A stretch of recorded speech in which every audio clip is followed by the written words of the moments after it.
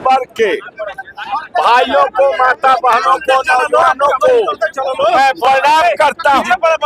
लालू यादव जी राष्ट्रीय नेता, सबों के नेता को मैं प्रणाम करता हूँ और नौजवानों के दिल के धड़कन और सामाजिक न्याय, सांप्रदायिक सद्भावना को मजबूत करने वाले तेजस्वी प्रसाद यादव जी को अपने तरफ से बहुत आभार प्रकट करता हूं, जिन्होंने मुझे सीवान से लड़ने के लिए आदेश किया।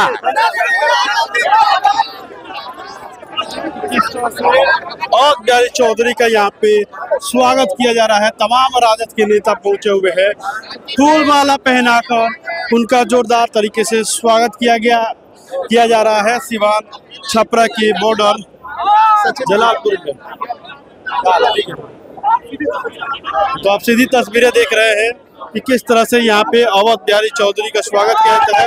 रमाय चौधरी, बंटी गब्बर यादव समेत कई नेता राजद के यहाँ पहुंचे हुए हैं और यहाँ पे जोरदार तरीके से स्वागत किया जा रहा है अवध बिहारी चौधरी का।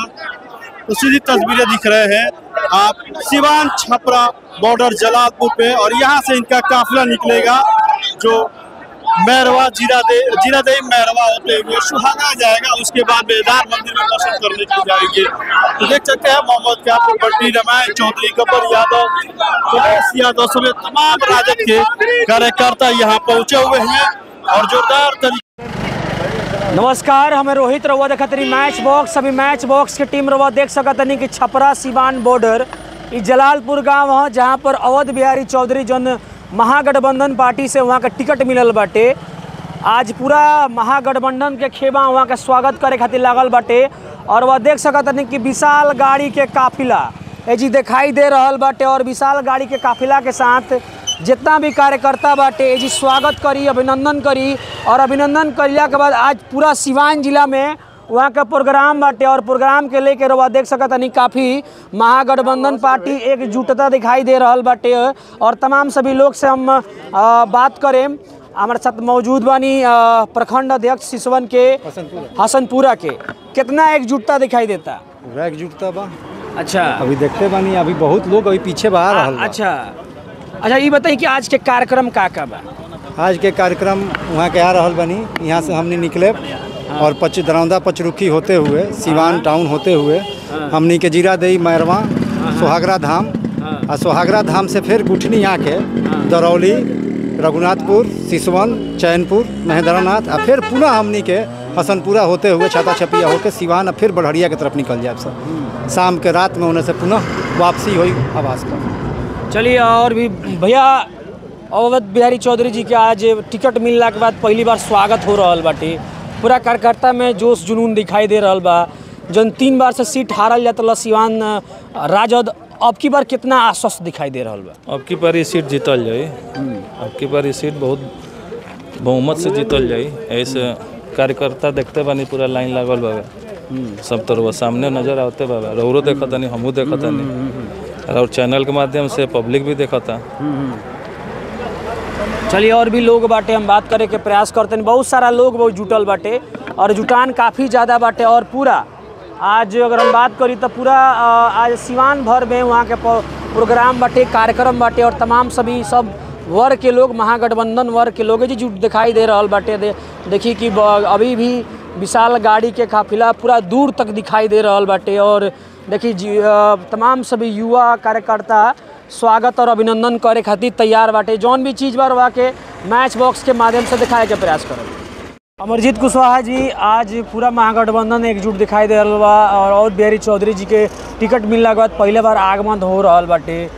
कितना एकजुटता दिखाई देता है? पूरा एकजुट है महागठबंधन। और पूरे ताकत के साथ इंडिया गठबंधन जीतेगा।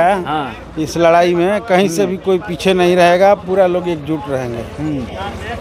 कितना नंबर पर रही पार्टी? नंबर पर क्या रहेगा, 1 नंबर पर रहेगा। यहाँ जीतेगा पार्टी, और क्या। महागठबंधन के सामने कोई है यहाँ? कोई नहीं है। महागठबंधन एकजुट है पूरी तौर पे। जितनी पार्टी हमारे साथ है सब एकजुट है और हम सब लोग मिल करके जिताएंगे। और जीत का झंडा यहाँ से लहरेगा महागठबंधन का। 400 के पार मोदी जी बात करते हैं। मोदी जी 400 के पार नहीं कह रहे हैं, 400 पार कहते रहे मुंह से तो कुछ भी कहा जा सकता है, लेकिन 400 से हार हो रहा है उनका, ये जान लीजिए। इस बार जो है 200 पार कर जाए तो बहुत। मोदी के गारंटी गारंटी जो मोदी का ना 5 किलो राशन की गारंटी से क्या होने वाला है। आज तक 10 साल के भीतर पूरे देश के जनता के साथ उन्होंने विश्वासघात किया है। उन्होंने 2 करोड़ नौजवानों को नौकरी की बात कही थी, उन्होंने किसानों का आय दुगुनी करने की बात कही थी, और किसान सीमा पर लड़ रहे हैं, किसानों पर गोलियां चल रही है, ये पूरा देश देख रहा है। इसलिए मोदी जी का पूरा जादू फेल हो चुका है, और इस बार इंडिया गठबंधन पूरे देश के भीतर अपना झंडा लहराने जा रहा है, और आने वाले समय में इंडिया गठबंधन की सरकार बनेगी। अब की बार जीतेंगे तो तीसरा अर्थव्यवस्था बनवा देंगे के मोदी जी। तीसरा अर्थव्यवस्था वो क्या बनाएंगे? देश की अर्थव्यवस्था चौपट हो गई है। देश में सारा जो संपत्ति था उन्होंने बेच दिया है। देश के रेल को, सेल को, भेल को, हवाई अड्डा को सब कुछ बेच दिया है।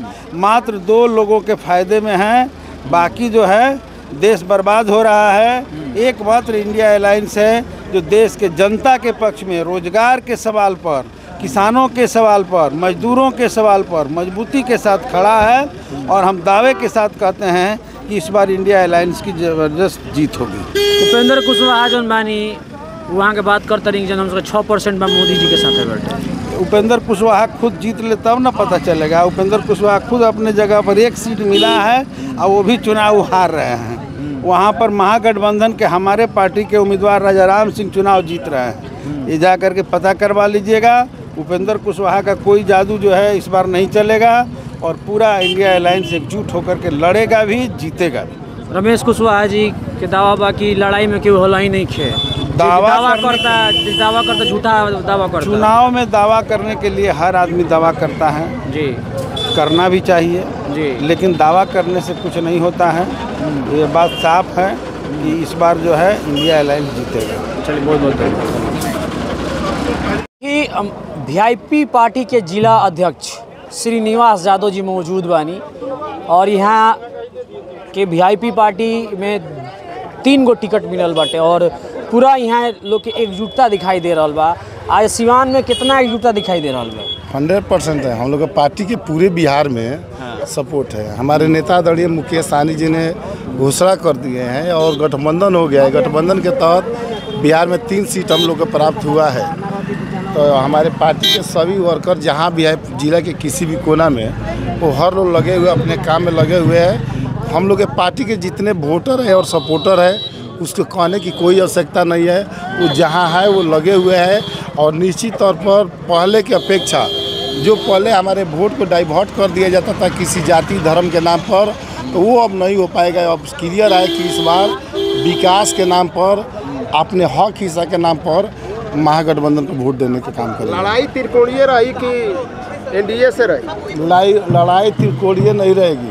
लड़ाई सीधा सीधी 2 ऐसे व्यक्ति हैं जो चुनाव लड़ रहे हैं, वो 2 नंबर के लिए लड़ रहे हैं, और यहाँ महागठबंधन के जो प्रत्याशी है वो अपना लड़ाई लड़ चुके हैं। उनका जो मतदाता है वोट दे दिए, वो मूड बना लिए हैं कि हमको किसको वोट देना है। लड़ाई तो उन लोग में लड़ना है, आधा वोट में वो लोग आए, 1 वोट में हम लोग आए। तो अब तय करना है कि किसको देना है किसको नहीं देना है। इस लड़ाई में वो लोग कहीं नहीं, वो 2 नंबर के लिए लड़ाई लड़ रहे हैं। जीन्स वाला भी आवत रहे, का कहे के चाहे के जीन्स वाला भी आवत रहे चुनाव लड़े खातिर? वो जीन्स पैंट से हमको कोई मतलब नहीं। हम इतना ही जानते हैं कि महागठबंधन मुकेश सहनी जी से गठबंधन हुआ है, उसको मतदान देना है, उसको जिताना है। कौन व्यक्ति मैदान में रहेगा, कौन व्यक्ति नहीं रहेगा, उससे हमको कोई मतलब नहीं। अच्छा, का जरूरत पड़ल कि एकाएक लोग आश्वस्त रहनी लोग कि बीजेपी एनडीए के साथ रहो लोग अलायंस हुई, लेकिन फिर एकाएक महागठबंधन के साथ आएगा पड़ गई? देखिए, हमारे नेता का स्पष्ट दिशा निर्देश था, उनका स्पष्ट मांग है जो हमारे समाज का वंचित व्यक्ति का जो आरक्षण देने का काम करेगा, जो हक हिस्सा देने का काम करेगा, हम उसी व्यक्ति के साथ रहेंगे। जरूरत पड़ेगा तो हम चुनाव नहीं भी लड़ेंगे, जरूरत पड़ेगा तो हम एक भी सीट नहीं लेंगे। बाकी जो मेरा हक हिस्सा दिलवाने का काम करेगा, पिछड़े बच्चों को, जो हमारे समाज को आज तक अधिकार नहीं मिला है, देश आज़ादी के बाद से बाबा भीमराव साहब संविधान लिखे, उसके अनुसार से देश के प्रधानमंत्री एक है, देश एक है, तो इसी परिस्थिति में सब समाज के सभी जाति के धर्मों के लोगों को हक हिस्सा मिलनी चाहिए। उसके तहत आज तक ले बीजेपी के द्वारा ये हक हिस्सा नहीं दिया गया, जिसके चलते गठबंधन नहीं हुआ। महागठबंधन जो इंडिया गठबंधन है, उन्होंने कहा है कि नहीं, जो व्यक्ति वंचित रह गया है मल्लाह साहनी बीन का, उनको मैंने आरक्षण दिलवाने, सरकार बनेगी तो मैं आरक्षण दिलवाने के काम करेंगे। उसी के तहत हमारे नेता मुकेश सहनी जी ने समझौता करने का काम किया। बीजेपी आरक्षण बढ़ी हुई है। बीजेपी तो शुरू से भी, अब तो बीजेपी एक कानून लाने जा रही है, करेगी 4 से पास आ जाएगा तो हम ऐसा कानून ला देंगे कि कभी भारत में चुनाव ही नहीं होगा। जो एक बार चुनाव जीतेगा वही हमेशा रहेगा। तो उस तरह का व्यवस्था को तोड़ने के लिए पूरा निश्चित तौर पर हमारे महागठबंधन के लोग एक है, और पूरे देश में और राज्य में सारे लोग एक पटल पर आए और बीजेपी को निश्चित तौर पर समाप्त करने